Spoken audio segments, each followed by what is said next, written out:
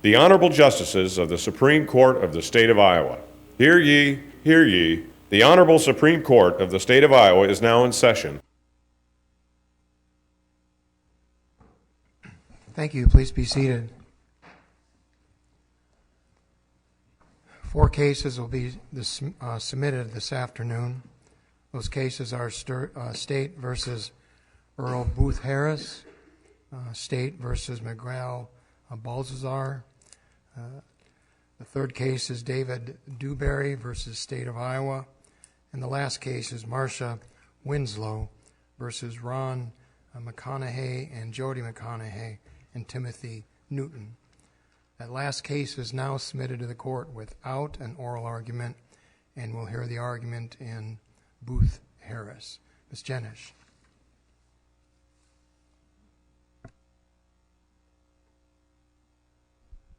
May it please the court, counsel. I first want to express gratitude for the court rescheduling this case. My fear was that it would go non-oral, so I do appreciate the court accommodating us, and also Mr. Mullins and his appearing here and stepping in at the last minute. So that aside, this case involves unique evidence, which I call has the trifecta problems. It's unreliable. It has an outside impact on the jury because juries really do credit that over other evidence at times. And also, thirdly, some of the protections, the trial protections that we have in our adversarial process really don't address this type of evidence very well. It just doesn't fit under that construct, and it's well known too. I don't think it's very there's much dispute that in the years since Mansfield, since we've developed this test, the Supreme Court has developed that test, that the research has called this test into question, and commentators have questioned the continuing viability of the test, which is the two-step test, addressing suggestiveness, and then the second step, then looking at the reliability, and then also using the Bigger's factors in using that test. And we're here obviously on further review, and we're asking the court to use a new framework in analyzing this type of evidence, and to do so under the Iowa Constitution. And the reason, this is, as I said, the reason is that... Ask a question about error preservation, because you said two things, new framework and Iowa Constitution. Correct. Now, I think the Iowa Constitution was mentioned below, but there was no effort to argue for a different framework. In that scenario, don't we generally say we will apply the federal framework but reserve the right to apply it in a different manner, maybe more stringently? Isn't that our normal approach? Are you talking about in terms of ineffective, the framework, or just the framework? Mention? You want to get rid of the reliability piece and just focus on suggestiveness, right? Correct. And so that would be a different framework. That is not merely applying the federal framework in a different manner or a more stringent manner. That's a new framework, right? Correct. And there was no effort to assert that framework below, was there? Just if we were to look at the reality of it, is that as a district court judge, we don't have any other, the district court isn't going to make new law, certainly. It probably wouldn't, it's unlikely, highly unlikely that the court would deviate from the federal standard in any event. Even if defense counsel had proposed a new framework, I think that it's safe to say that the court would defer to you as the Supreme Court. And we've had cases, and I cited in the further review, where this court has considered Iowa's constitutional arguments, even though it was mentioned just in passing. Well, even if you applied the federal framework, it's a two-step process: reliability and suggestiveness. Or maybe I have them flipped. It doesn't matter. What evidence do you have with respect to reliability? I mean, under the federal test, it's not enough. I mean, as I read the federal test, and you can correct me if I'm wrong, but what I see in the cases is, a mistake here, a mistake there, might not be sufficient. But you have to make some kind of showing that the eyewitness identification just raises too many questions. What's your argument on reliability? In this particular case, yes. Obviously, most importantly, the fact that the witness, Mr. Watson, was given 3 opportunities to look at the defendant's picture. And I think that is certainly one of but as far as reliability is concerned, I think that it's difficult to look at reliability factors independent of the suggestiveness that was involved in this case. The fact that the court below relied on confidence, and the science shows that that's not a reliable predictor of accuracy. But I think that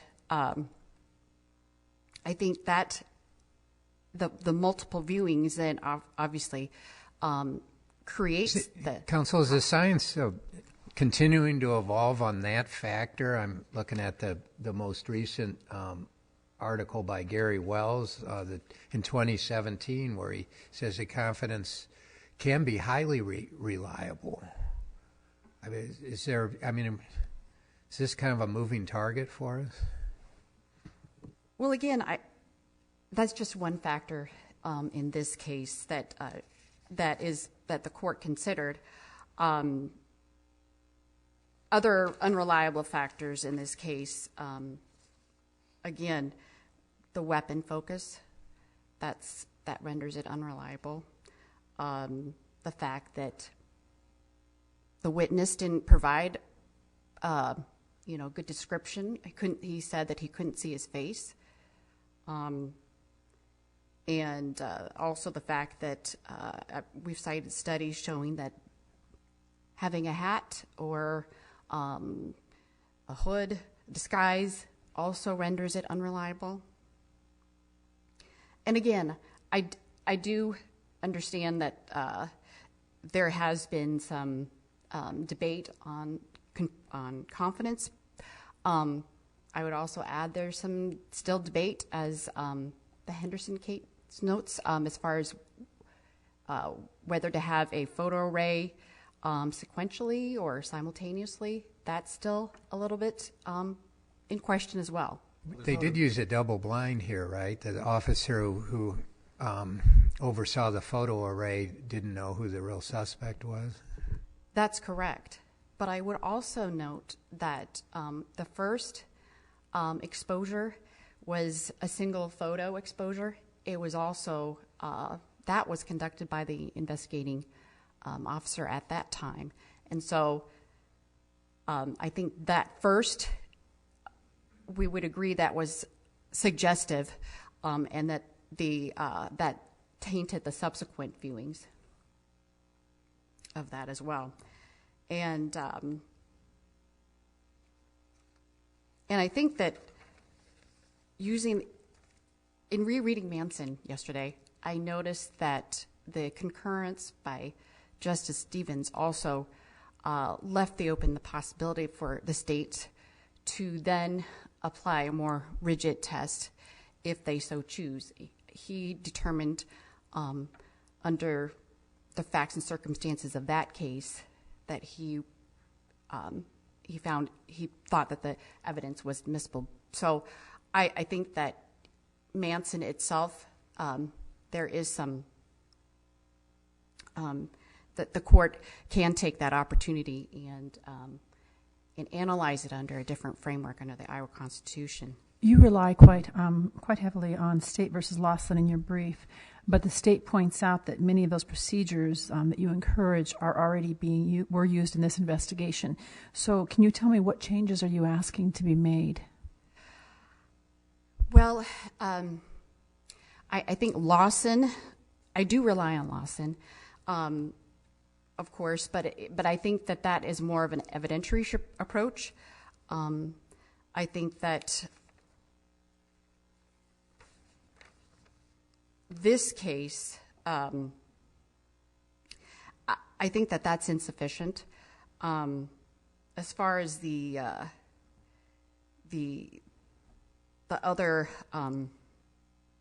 protections that are, like I said, I just want to go back to the idea that this type of evidence is it's immune to the adversarial process because, for example, for cross-examination, the purpose is to undermine their credibility, find, if there are inconsistencies.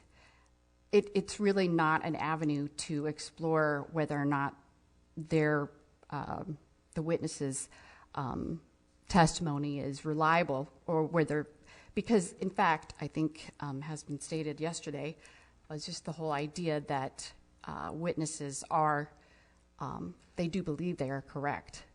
And it's so it's difficult to determine without there's no indication here that the witness had any independent recollection of the perpetrator, my client at the time. Well, that's an instruction issue.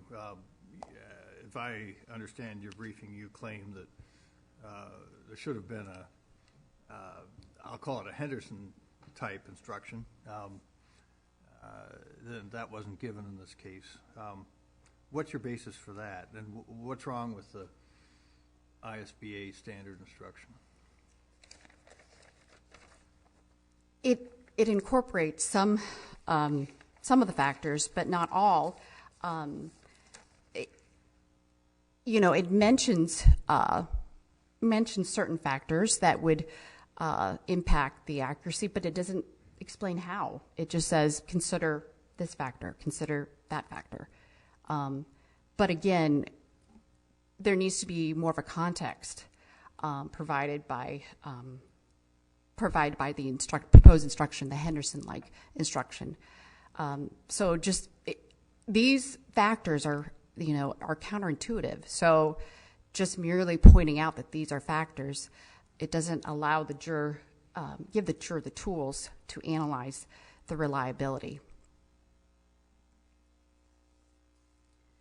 Should we be looking at Iowa Rule of Evidence 403 instead of making this a constitutional issue? If the identification is so unreliable, couldn't it be screened by the trial court on a motion in limine under Rule 403 as of weak probative value and then prejudicial because juries tend to put so much weight on it? It certainly could. Again, I think that was the Lawson approach, which was the evidentiary approach, and we could certainly do that under the rules of evidence, again, but that wasn't the issue, that wasn't raised below. But I think that, again, the instructions, I'm just not sure that, I think there has to be a more extensive hearing which involves discussion more about the scientific, the approach, and certainly the court can take that approach. Back to error preservation, if a more extensive hearing was required, if this new framework had been argued below, perhaps the state would have made a different record about these different new scientific studies and other evidence on reliability, and yet we don't have that. We don't, but again, I think that, but it's still, let's see.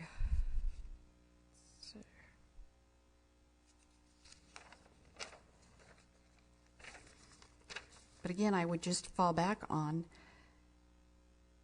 it's still difficult to apply because it's difficult to divorce the because suggestion is so interlinked with the reliability.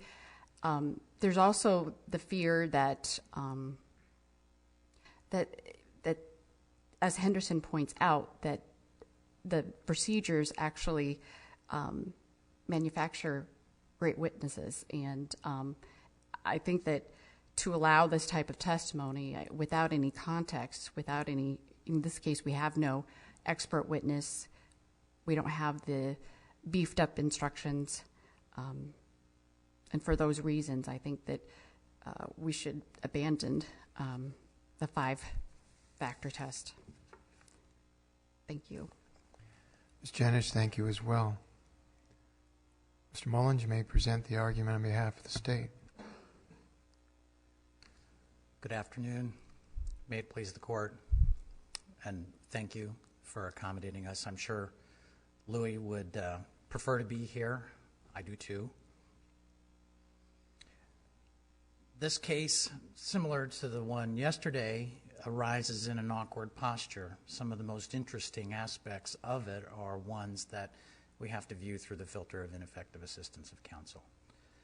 As I look over the district court's ruling, and I did manage to do that in the time I had, I see no breadth of the framework that the defense proposes, the severing of the bigger factors from the suggestiveness question.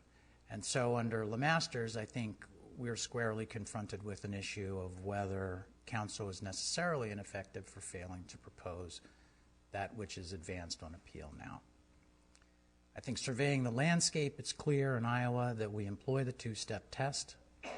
That was certainly the case elsewhere, though I can acknowledge that there are certainly good arguments elsewhere for something different. But it is a minority position. Even under the 2-step test, I mean, we've got some real interesting facts here, I think. And first of all, there was a show-up about 2 hours afterwards, a single photograph, no identification.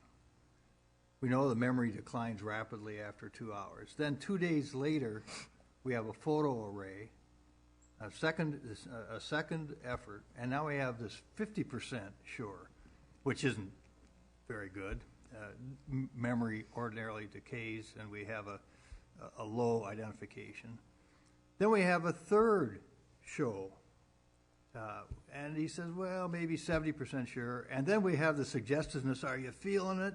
And it goes up to 100%. Well, just based on those facts, and even using bigger factors, I mean, isn't the reliability of this identification kind of undermined? I don't think so. Oh, my. I know. Okay, why not? So my position is, for one thing, the test for suggestiveness isn't simply suggestiveness and then we're done. It's whether... I'm talking about reliability. The reliability, we know 2 hours afterwards he couldn't make an identification. He gets repeated showing of the suspect, and he still doesn't make, well, he makes a 50% and then a 70%. Don't we have sufficient reason to say, boy, this one just is not reliable? When his memory was the best, he can't do it. Well, and then, okay. Of course, I understand. No. My impression of the sequence is somewhat different. And first off, when first given an opportunity to look at a picture of Booth Harris, it was in the context of the officer saying, well, do you know him? Because they weren't certain if Booth Harris was even was involved at that point. So the question was, do you know him? And he says, no. Then secondly, The next photo array did not include Booth Harris, and the question there, and by the way, if I understand correctly, the officer employed the admonition that this court suggested they should. It was a double-blind activity. The photographs were presented sequentially, as we believe is best practice. And the other photographs were of known innocence. So at that point, the witness correctly states no, because only Polk was in that photographic array. So there isn't a misidentification right off. And then, as matters progress, he's once more provided with a sequential administration of other pictures, including the defendant. And it's at that point when we get into the question of, how sure are you? But again, these questions are being asked by somebody who doesn't himself know if the person is even in that photo array. And that's where we get into the science. And the science, actually, to the extent there's any dispute on confidence level, it's when a person exclaims, unsuggested, a high confidence level, that might be meaningful. But when there's suggestions of confidence level, that's where there's complete consensus. Are you feeling it, etc.? That undermines the reliability of the identification. Well, and I can only agree with you to an extent. I have to stop short with the notion that it is in fact a resolved question that confidence accuracy stops, or is rather, if not a wash, then it is a null set.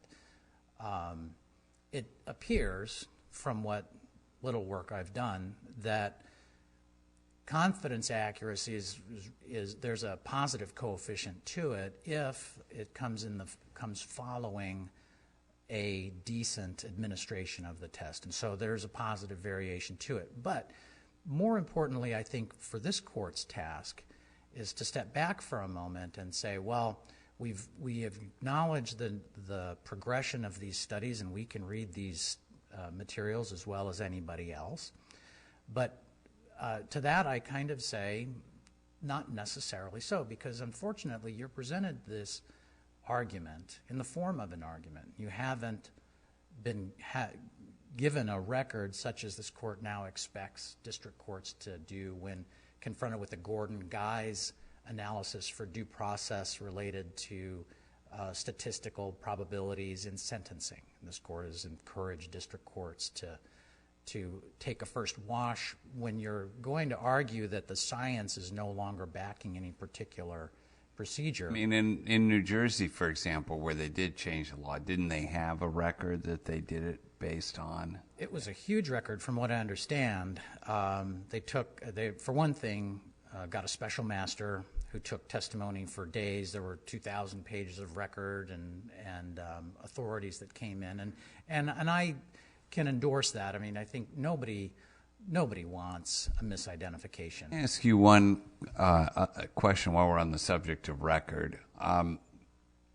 The identification procedure was recorded, and in accessing the file, I've been able to get the audio, but not the video. Do you know if the video was actually working at trial? I know you're probably the wrong person to ask because you've had one day with the case, but do you happen to know that? There are a variety of instances when I'm the wrong person to ask a record question. In short, I don't know. But to return to the other point about the validity of science and this, I think one of the things that struck me about this case is that many of the arguments that we confronted today and yesterday are arguments that were raised 50 years ago. And if the science has matured over time, I think so too have juries. No longer is it, I suppose that if it was a tough sell to the jury back in the early 70s, that memory is malleable and that in fact stress doesn't improve the nature of recollection. Anyone who's watching the news is now familiar with DNA exonerations, and the context in which they arise. And so for that reason, I don't believe that it is such a big sell to juries that through effective cross-examination, confrontation, compulsory process, all the traditional methods of trial practice, that you could convince a jury that any particular identification is no longer reliable. And it's not necessary for the court to conduct a pre-screening analysis. Although, to your point about Rule 403, at some point I will recognize that any given piece of evidence, including an eyewitness identification, may be susceptible to exclusion because its probative value is so low. Now, I can recognize that that's a possibility there. So, for those reasons, I think that the district court and the attorney that was trying this case is necessarily going to be looking back over the landscape of the law to determine what kind of claims they should make in, for example, the suppression hearing. And in this instance, the landscape is uniform, and that the Niles versus Biggers test and Manson versus Braithwaite, that's the accepted law in Iowa.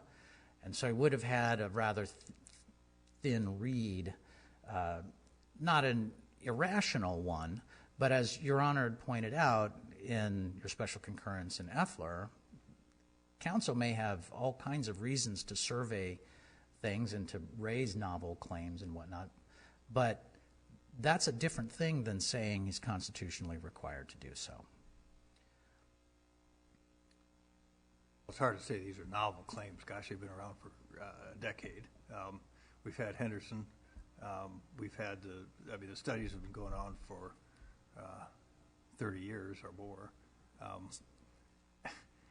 There are a variety of instances when I will choose my words poorly, and perhaps novel isn't the one that I would like to use now. Maybe settled question is the better way to put it. That it's settled, Manson versus Braithwaite is the settled law in Iowa, and that's what we would expect counsel to follow. There's no reason to preclude him from making more novel or even established arguments that arise out of minority positions elsewhere, but that's not the constitutional imperative for him. But you don't think the science has advanced enough in the last 45 years or whatever since Manson to begin to think that our jury instructions shouldn't be more complete and consistent with that science? Then perhaps I've overstated the position I mean to make. I'm not suggesting that science hasn't advanced sufficiently that people can't seek to improve, for example, jury instructions. That's not my position. I think I would recognize that in a collaborative effort, the Bar Association may rework the jury instructions. I think there's room for people to argue based on studies that one supports their position better than another. But I can't say that the science is uniform. I think there is an ebb and flow. We used to believe that confidence accuracy was very, very low. Now we seem to believe that maybe that it's a more nuanced view than that. And so, for sure, with time, views can change. But so long as the law is as it is, we can expect attorneys to follow it. But once they have, and in the election of their choice of how to try a particular case and how to divide their energies, then I think our role is complete. Well, what about in this case the repetitiveness of Booth Harris' photograph? That first Watson is shown the photograph as just a single photo, and as you said, he was asked whether he knew the person. And is that right? That's what I understand. Okay, and he said no, and you just kind of said, well, he wasn't asked whether that was the person, wasn't asked to identify him, he just said, do you know him, and then they went on. But do we know the consequence on the human brain on what that did to Watson? I think the two things of interest that cut against reliability might be the notion, and perhaps an attorney might have, in a different set of circumstances, developed it, say that subliminally now, having seen a picture, and by the way, we don't know what that picture was. We don't know whether it bore any relationship to the pictures that he was shown later, but I think to your point would be, is there some reason to think that having seen somebody once, that they're going to continue to see them at some point later? That would be one argument to make. Another, I think, is probably that there was some sort of accumulating effect to the view of these pictures as they were provided to him sequentially. But on the other hand, as I said, they were provided sequentially, and the images of, from what I understand, the images of the defendant from what is in effect the third and the fourth photo arrays. So the science would tell us that the repetitiveness is a problem, right? I think so. Yeah. But it can be mitigated. Right. And so, like so many things. And how is it mitigated here? I think by virtue of the fact that the officer, if he was asking for a level of surety, was not himself or able to convey that not only is this the same person that you've seen before, but it's the same person who committed the offense. It was mitigated by saying, what are you feeling? And, you know, it looks to me like 100% that was the mitigation program here. Well, I think so. I think so. I'm sorry to talk over you. Not at all. Yeah. Okay. Here's what seems striking to me, frankly. I mean, he showed a photograph and he doesn't identify it. This is a guy we're later going to say is the murderer.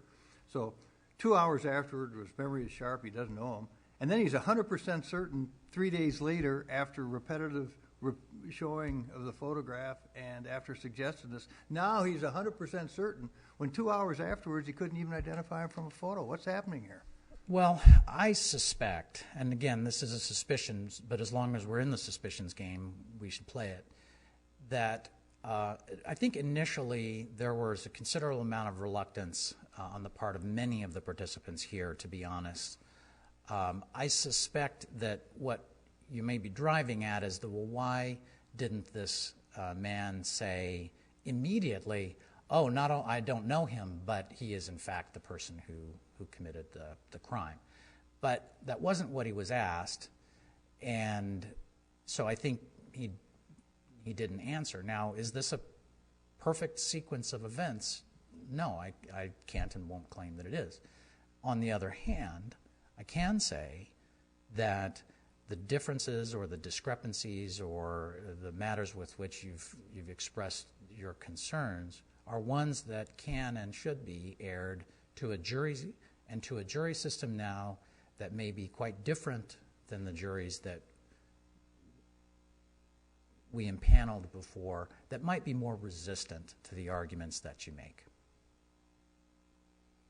And for these reasons, we respectfully request that the judgment be affirmed. Thank you. Mr. Mullins, thank you as well. Ms. Jennisch? Justice Mansfield, as far as the record is concerned, there was visual along with it. We had some difficulties in the course of briefing to obtain the actual application. So you were able to get the video to work? Yes. Okay. In fact, that's so why. In fact, that's why I had requested it to go back to the district court to have the program that we could use to view it with. Yeah, this is a sort of an ongoing issue, as you know, that there's sort That's correct. Every law enforcement agency has its own video program, and they don't all work on our computer. But certainly, I know that's beyond. We'll get it to work here. Yes, beyond Great. argument here. Thank you. But I do, again, that was part of the issue while briefing it, and there were some delays there. To echo what Justice Appel, you indicated that this case could be decided under the federal framework, and we definitely agree that under both prongs of the Manson test, there's a showing that this evidence was unreliable and impermissibly so, suggestive. And as far as the, I think Mr. Mullins talked about how jurors could still be, we should trust the jurors, their common sense, that, again, this is very counterintuitive, and that would also assume that the jurors are up to date on this. And I have to admit that when briefing this case, I had to educate myself on that. As far as the, I didn't know specifically how juror identifications were necessarily, I knew that they were unreliable, but looking at the science, we certainly can't expect jurors without having the any context with which to examine the reliability. And again, as far as cross-examination is concerned, it's jurors like confident witnesses, and even cross-examining the witness, a defense counsel, I don't think that that would be sufficient to expose all the problems with the identification, because we've got self-reporting. And so we have jurors who actually believe that they are correct. And so I think that for those reasons, it should be a judicial determination prior to trial. And as we've laid out in the briefs, there are definitely different degrees. You could take the Stovall-like approach that Massachusetts and New York endorse, getting rid of the first step. Then there's the intermediate step with the Henderson and the Young approach, which calls for a more robust pretrial hearing, considering all the different factors. And also, I think it's important to note too that there was some discussion yesterday about Perry versus New Hampshire, and the Supreme Court there refused to decline to extend those due process protections to identifications that weren't the result of police conduct. Can you address the issue of the record relating to science? And specifically, I think, is the way as Mr. Mullins raised it, was we really don't have a record here in terms of testimony regarding the science. And to the extent we don't, whether it's proper or improper, to just assume the science is true or to interpret it in a way without it being subject to adversarial testing.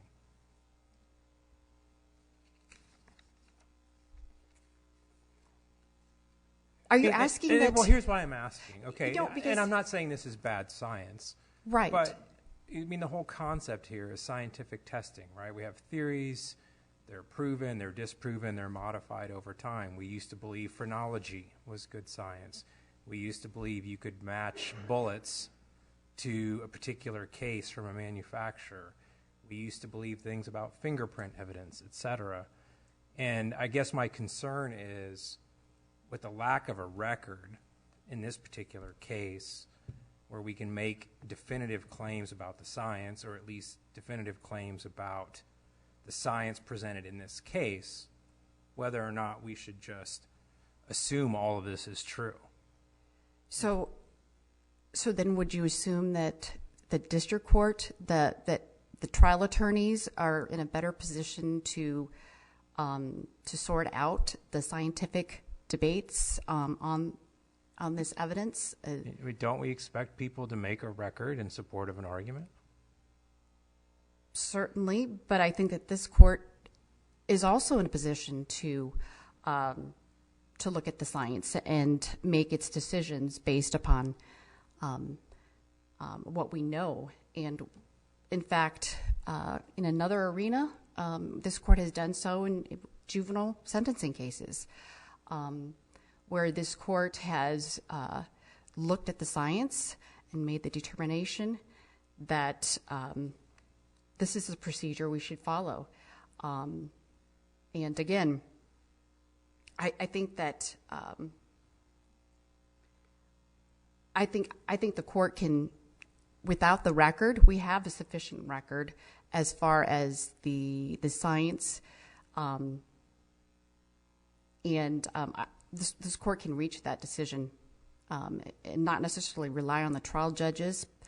And that's just hypothetical. You know, how would a trial judge rule in one way? And as we've seen, it's a difficult test. It's difficult to divorce some factors when suggestion has an impact on the reliability factors. And so I think it would be difficult. I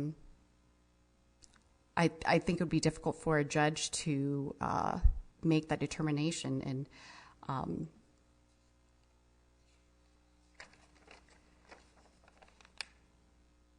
you may sum up, counsel. okay, I just wanted to again just advocate that we should formulate a test that incorporates the science, and the fact that the majority of jurisdictions don't do that. They still follow the Manson test. I think that this court should just, that doesn't mean that we shouldn't, particularly in light of the science that's involved. Thank you. Thank you as well, Ms. Jennisch. And Mr. Mullins, thank you again, and thank you for stepping forward, by the way, to help your colleague and opposing counsel and the court. The case is then submitted. We'll next hear State versus Balthazar.